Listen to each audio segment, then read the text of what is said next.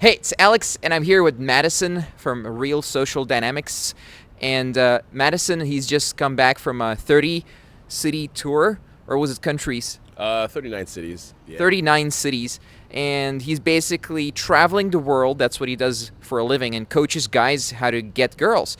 Also, he's quite good at sales. He has one of the highest close rates on stage. So when he gets on stage, lots of people tend to buy from him. And he has tens of thousands of people following him on social media, and he has triple-digit growth compared to last year, and on his social media, and it's fucking amazing. Welcome, Madison. Hey, man. Thank you for having me. Yeah, really cool here in Toronto. I haven't been to Toronto a lot lately. I've been traveling, but Toronto's like my unofficial base. It's cool to see you guys here. I came off the 39 City World Tour. I've been just killing it, just giving it 100%. And when I started coaching and teaching, I was one of the newer instructors, right? So people didn't know my brand. How many years ago was that? About 2 years ago now. 2 years ago now I started teaching. And people didn't really know my brand as much, so they couldn't really trust my brand, right? So I didn't have like the online YouTube subscription numbers to really sell really hard. I had to kind of think of another way to increase my revenue. And it couldn't be through, online presence because I didn't have it. So what I decided to do was really think about how to close better. So we do these events called free tours, which is basically a free speech that people can come out and see. People from our email list, our YouTube list, they come out and they see these free speeches. When we have these speeches, typically it'll be a room full of 100 to 200, 300 people, and you'll get a good close percentage. What you do an upsell at the end, and you get a good close percentage, and people will kind of leave after that. But I noticed, I said to myself, if there's like 200 people in a room, I had the audacity to have this idea. I said, there's 200 people in a room, why can't I close 200 people? Why can't I sell 200 people? Because they're all kind of interested in it, right? There should be like no stone left unturned. They had an interest in coming. They wanted something. They wanted to see something. When they came, they had they were kind of like they weren't a cold client. They weren't exactly warm either, but they were like, let's say, lukewarm. And they had an interest. I just had to deliver whatever it was they wanted. And I said to myself, too, I noticed that when I started these speeches, so for anybody that does live conferences or anybody that does seminars or public speaking, you'll have people that are really, really attentive at first. Yeah. And then towards the hour or 2 hours, you'll see some people kind of like straggle out the room. Especially when they wake them up, Yeah, right? they get bored, or they even they're just like I wouldn't even call it boredom, but they kind of leave. They got to go take care of their family, go pick up the kids or whatever. So you'll start with 100 people in a room, then it kind of goes down to 80 to 70 when you do your pitch. So one of the first tips I would give to your viewers is just fucking keep them in the room. Just keep the suspension. So how to keep them in the room is that you we call it seeding, which is planning an idea of what's going to happen at the end. So for me, I start to show a video at the beginning, and I'd show half of it. As soon as that's done, I go, hey, I got a great video at the end. You guys want to stay tuned to this. You don't want to miss out. And we're also going to do an exercise, which is incredibly powerful stuff. So if you came for anything, you're going to get anything out of today, stay for that video and stay for that exercise. That was a really major part in just keeping more people in the room to make more money. Because you don't have to increase the quality of your sale even. You can just keep them in the room and your sales automatically go up. Yeah. Right? So I started doing that, and that was one of the parts that helped me have the highest face-to-face close percentage in the company. And actually they're modeling some of the stuff that I do to figure out how do you just sell more. And that was a major one, because I realized that doesn't include you doesn't require you to read more books, doesn't require you to become a better salesperson, doesn't require you to do much different than what you're doing. Just having a hook so people can stay in the room a little bit longer, and it makes a world of difference. And I think a lot of your viewers can do that no matter what kind of area they're in. If they're marketing, fashion, promotion, if they're even doing event management or whatever it is, just keep them in the room. Give them a reason to stay. Give them a hook. Excite them to stay. Make them want to stay to the end, because that's the whole reason of why they're gonna be there, right?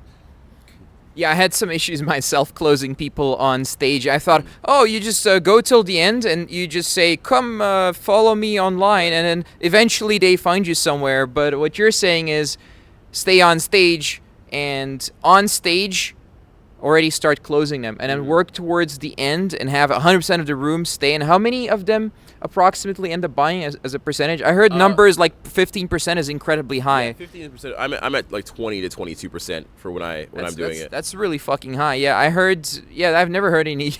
How many people? 150 with 22% close rate. Yeah, I'll do 20%.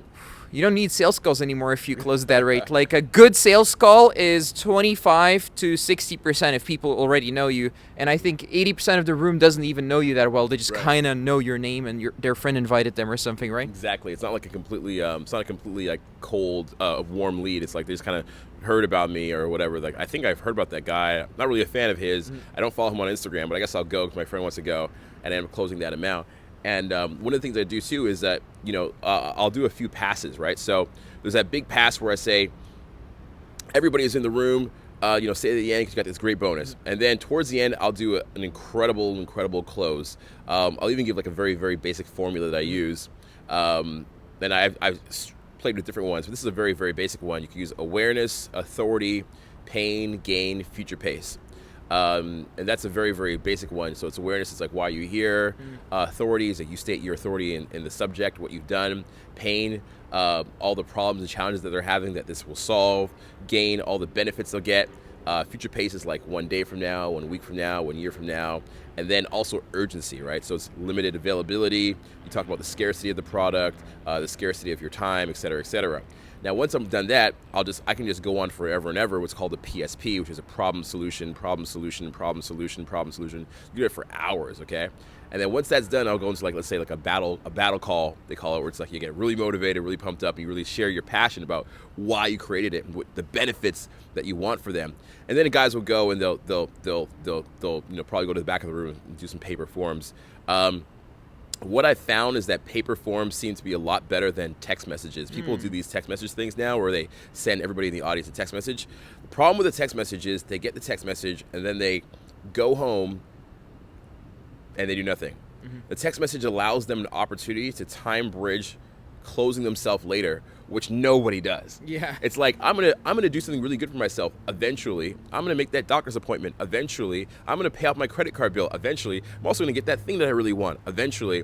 I wanted a motorcycle. I've wanted it for 3 years. I haven't gotten that yet. So be damn sure I'm gonna give my money to somebody when I go home if I haven't even done the things I really want to do. Right. So I say the hell of text messages in that moment. You can send a text message after the event. Do it after the event, but in the moment, it's always paper. And I say paper because it gets them involved, it gets them engaged. You literally give them the paper and say, put your name here, put your phone number here, and you point to the paper. If you just say here's a paper, they don't fill it out. They take the paper, they look at it, they fold it up, and they walk to the corner, and they go talk to their friend. You have to literally show them write your name here and keep your finger on the paper. Write this here. And these guys that are signing up, they really want to because they are coming to the back of the room. Nobody told them to come to the back of the room where the sales table is. They chose to come to the back of the room where the sales table is. So walk them through it. They want you to walk them through it. And I'll tell you why. I used to have I get really passionate about this stuff, right? It's really counterintuitive, by the way. What? That you don't tell them to go to the back of the room, because everyone tells them to go to the back of the room. Everyone. Yeah. But you're saying don't do it, and then if they decide it themselves, then it works better. You say. Yeah, because I've noticed that if they're kind of half bought in, and you're like, go to the back of the room right now, they kind of get this disdain for you. They almost get upset. Now, some guys may be able to flip it, but for me, I found they get kind of upset. They're like, you're really forcing me now, and it's kind of like a little negative dip in the emotions. Or if I'm like, I'm going to be at the back of the room, or you guys have the information, and sign up right away. I'll do a very, very soft guarantee. I'll say, hey man, listen, there's a 30-day money back guarantee. So if you're not completely satisfied, and I know you will be, everybody else that's gotten the program is completely satisfied. But in case you're the one person that's not, return it, and don't worry. Me and you can still be friends. We'll still be friends. Don't worry about it. But I won't be mad at you. You'll see me in the street, and I'll shake your hand just the same way, and we'll be friends if you don't want it. There's a no risk guarantee because I'm going to treat you the same way that I would want a coach to treat me, and that's by giving you complete trust in the program, and I completely trust it myself, right? So I lower the bar on the risk so far that guys feel very comfortable to come to the back of the room and even ask a question, so they feel like they're not going to be closed hard by coming to the back of the room. That's one of the things that I do. But But I was saying I had some volunteers a while ago, and my volunteers, they were at the back of the room. They were doing the sales forms, and they were very hesitant to say, like, put your name on this part or put your phone number here. They didn't want to do it, and because they had a issue with the idea of like closing hard. Yeah, And I think it's a disservice to myself to not close hard. Yeah. I think it's an insult to myself to not close hard. If I put out hours and hours and hours of free content, like the Gary Vee jab, jab, jab, I put out hours of free content. I busted my ass and I sacrificed personal relationships and family time and travel. And I sacrificed so much. And I'm up late night editing. And I've done all this. I give it to them for free. And it's a disservice to me and a disservice to them to not close hard because they came there. They came there and they sat there for 3 hours or 2 hours or however long my speech was. And if I don't encourage them to go for what they want, they're never going to do it. They've watched the free content and they didn't do it. They came to the event and they didn't do it. So if I don't help them to get over the edge by getting them this program, I'm doing a disservice to their future growth and their future potential. So it's really my fault if I don't close at the end because I'm not letting them get what they actually want. And that would be me being a bad motivator. That's the way I view it in my head. Yeah, and if you don't close them, then they don't get the benefit of getting the result. Because I've noticed, I also coach, obviously, I coach sales and marketing and business in general. But what I've noticed is if someone doesn't pay you for a certain advice, like stuff that's actually hard, like getting on a sales call and closing someone for $2,000, someone doesn't pay you to learn that, you can give them all the advice for free in the world, and they will not do it. Like 99.9% of people will not do it. And it sounds really weird, but for me it's the same. Like if I, back in the day, I used to like torrent some sales book. I didn't even read those sales books. I was really doing sales calls, but without reading the books. But once I started paying, even those $20 for those books, that's when I really started to understand sales. Like I could close before, but through years of trial and error was really a nightmare. Yeah. Whereas once I started paying and getting coached and reading what I paid for, that's when I started really closing at a very high level. And I was able to explain stuff at a high level. Whereas before it was kind of just, it's dabbling. Let's be honest. It's just dabbling. So if you have something absolutely amazing, because you're there, it's okay to make money. Money, it's not a big deal. People think, oh, it's evil to close or it's evil to make money. It's evil to run a business. But money is not a big deal. It's to help the buyer and the seller. But as a seller, if you're 100% convinced and you're 100% sure and you've seen it over and over that clients get results, then it's your absolute responsibility to close them. And it's a disservice to them if you don't close them. Do you agree? Entirely, yeah, man. Like that was a hard thing to wrap my head around because I was always like a very nice like Christian boy when I grew up, and I was like, well, I believe this. I'm like, people are intelligent. Oh. They'll make the right decision if they know it's good for them. I'll just display the information. I'll tell them about the benefits, and they'll see it's a really great product, and they will get it. And I hate to tell you, we're all idiots. Yeah, we're all idiots. Nobody actually does what's good for them. Nobody actually just gets a product because it's fantastic. The product never actually sells itself. Maybe for Apple or iPhone or something, or a Zara clothing, because they don't market. But in my opinion, the product actually never sells itself. So I had this assumption that everybody was so bright because I think I'm so smart, and you think you're an intelligent Homo sapien as well. You're an intelligent creature, right? So you think that people are smart, but we don't make smart decisions. So one of the biggest things that I have to wrap my head around is that people buy only on pure emotion. Only on emotion. As I'm saying that, you're like, I don't want to believe that. It's true. Only on emotion. How do I know? Because I presented amazing facts for many months and nobody bought. I gave them the information for free and they didn't feel compelled to buy. When did they buy? When they were emotionally inclined to, when they felt pain, when they felt like their arm was bleeding and I had the remedy to stop that bleeding so they didn't die to death or drain from blood. That's what I do in my sale. And when they felt that, that's the only time when they actually bought. So one of my biggest realizations is that you're not selling a product. You're not even selling confidence. You're selling an emotion. And the better that you convey the emotion from the product they get, that's the sale. The sale is not even the product. The sale is the emotional experience that they imagine from the product. And you want to sell that so hard. This is what I got from Owen. He says, you want to sell it so hard so that when they go home, they are twitching because they're upset, because they know that they're going to go and take some of that money they've saved for their rent, and they're going to now give it to the product that you're proposing. And even as I say it sounds like an asshole thing to say, like, I want you to take your rent money and buy this product. Sounds like an asshole thing to say, but they do it anyways. They do it on credit cards. They do it on big screen TVs. They do it on bottles at club for the weekend. At least if they take their rent money now and they spend it on my product, they're gonna have a better life. I want them to take their rent money and buy some books. I want them to take their rent money and buy some products. I want them to take the rent money and use it on something useful rather than taking that rent money and using it on more bottles, using it on a bigger screen TV, using it on more Xbox games. They're going to be bad at budgeting anyways. They might as well budget a little bit better by getting this product. So I want them to be so emotionally wrapped up into it that they're moved. It's not even the product. It's about an emotional experience. It's crazy amount of bugs here, by the way. I'm dodging them. It's like we're in Africa. There's birds eating them. There's birds everywhere, and like they're eating the bugs right around us. It's crazy. This is a nature documentary if we point the camera up.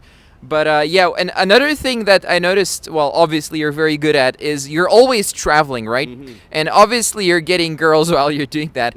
So how the hell do you do that? Because I know what you guys want. You want to travel, you want to build a business, but at the same time you want to go where the girls are, and you want to get stuff. So how do you actually do that? If you're in a place for between 2 weeks and 3 months, most guys need half a year to a year before they have like a social circle or something. But if you're in a place you don't know anyone, you're just kind of some guy and you're just right in the city, it's big and scary, everyone's trying to scam you, it's like South America, people have guns, what do you do? Right. First thing is, if your guy is self-employed or whatnot, definitely first thing I would say is just get on Tinder and get the the upgraded Tinder that allows you to set your destination of a country that you're not in or a city that you're not in. You want to do this 7 to 10 days before you hit the city. Now explain why the time schedule. If you get a number, it takes a little bit of time to talk to a girl to even get that number. Okay, so it takes like 3 to 4 days of texting maybe to even get the number for the average guy, and then it takes 1 to 2 days of calling and texting to even get her out. So that's a 7-day sequence, right? And I found if you get the number too early, what happens is the natural momentum of her being excited to meet you kind of dies off. She's like, I want to meet this guy. Oh, he's not available. Okay, well, I'll see him next week. And then by then and next week, she's kind of like lost motivation for the actual meetup. So the 7 to 10 day window seems to be very, very ideal when it comes to meeting a girl. Now, let's say you're in that city. Now you've met some girls, you met some people that you want to keep in contact with because you got to leave again. I found the best way to keep in contact with them is through video. Texting is dead. Text messaging is dead. Texting is just a word on the screen. It doesn't really excite the emotions that much. Most communication is nonverbal. They say it's body language, eye contact, voice tone, shit like that. So, texting is kind of not going to keep the emotional flames going. You got to get on the videos. You got to do the Facebook video, the Facebook stream. You got to do the Instagram story directly to her inbox. You got to send a little video every once in a while. So if I was here, I would be like, hey, what's up? Listen, it's my pretend phone. I'm like, hey, what's up? Look, this view is amazing. You should totally be here. The view is so sick. Why are you not here? Anyways, I miss you so much. Keep in touch. Send a video, right? And you do this, all these locations that you're at. So the girl's like, wow, it would be great to be with that guy right now and experience some life with him because he seems like he's having a great time. And those are the 2 major tips that I use for that. Wow, the bugs are going insane. What the fuck is They're about to go in our mouths and our nose just now. It's going to be insane. At least they're not mosquitoes, right? Yeah, that's a little bit better. It's a little bit better. So that'll be my final 2 tips for guys that are traveling. I'd say, again, number 1, set your Tinder a little bit earlier, 7 to 10 days in advance. Number 2, send videos of fun things you're doing even before you get there so the girl knows what it would be like to experience being around you. Jesus Christ, what the fuck is this? I mean, we're pretty much cutting the video here because of the bugs. How can people find you? Like, if they want to find out more about dating and girls and your travels and just want to see some fun videos, what can they do? Yeah, cool. You want to find me? The best way is YouTube. Check out RSD Madison, Madison, on YouTube, and you can find me there. Instagram, the same name, RSD Madison. I post a lot of stories. On my Instagram, I go to like a lot of rants like this, kind of like on business ideas and things that I'm experiencing. So I always drop my new, fresh ideas there before I've really harnessed them. So you get a lot of raw, uncut information there, and you see what I'm thinking, what I'm going through. Next few weeks, I'm going to be dropping a program called the Madison Bootcamp at Home, which is basically analyzing your archetype and your personality and helping to to uncover your blind spots and your sticking points. That's the dating program. And then kind of like academically in the future, I'm going to be working on men's rights movements, feminism, kind of like uniting them, and working with the McGill University in Montreal to do a documentary on men's health. And you know, my whole goal in the future is to kind of work on taking these skills that I have, this knowledge that I have, and transferring it so that everybody can use it, whether in a relationship or not, whether they're a single guy or not, just for the betterment of mankind, so to speak. So that's how people can find me. And you know, if you find me on one of those, like either YouTube or Instagram, send me a message. Tell me that you found me on this channel. You came from this guy. I'm like, yo, Vitkin sent me here. I'm like, oh, sweet. And like, we'll like thumbs up the comment just so I know where you're from. That'd be cool. Cool, awesome. Well, for you guys, see you tomorrow in the next video. If you have questions for me or Madison, just pop them down here in the comments on YouTube or Facebook. And if you'd like more free content, interviews, business advice, sales advice, then please do subscribe. And I'll see you in the next video. Cheers. There comes the flies.